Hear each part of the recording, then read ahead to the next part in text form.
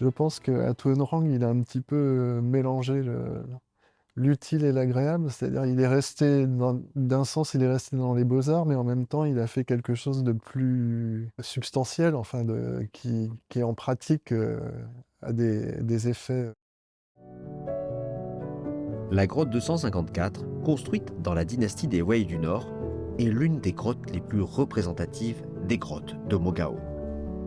À l'intérieur de la grotte se trouve la célèbre peinture murale intitulée Le prince Sattva se sacrifie pour la tigresse, reconnue comme un chef-d'œuvre sans égal dans l'histoire de l'art chinois. Tout au long de sa vie, Zhang Shuhong a exprimé à plusieurs reprises son amour pour cette peinture murale, qui était la première qu'il a copiée après son arrivée dans les grottes de Mogao. Cet esprit-là, Chang Shu-rong l'appréciait beaucoup.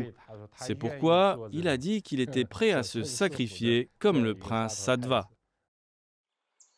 Avec un regard pénétrant en tant qu'artiste, Zhang Shuhong a pris conscience de la place et de la valeur de l'art des grottes de Dunhuang dans l'histoire de l'art chinois et même mondial. Il espérait que grâce à des reproductions fidèles, l'état original des peintures murales et des sculptures colorées de Dunhuang pourrait être bien préservé. Ceux qui n'avaient pas la chance de visiter Dunhuang pourraient avoir l'occasion de connaître l'essence de l'art de Dunhuang, qui pourrait ainsi être transmis aux générations futures. Ce que j'ai beaucoup aimé chez lui, c'est cette facilité qu'il avait de peindre en tant qu'artiste son propre travail de création et également de faire des copies des grandes grottes de Dunhuang.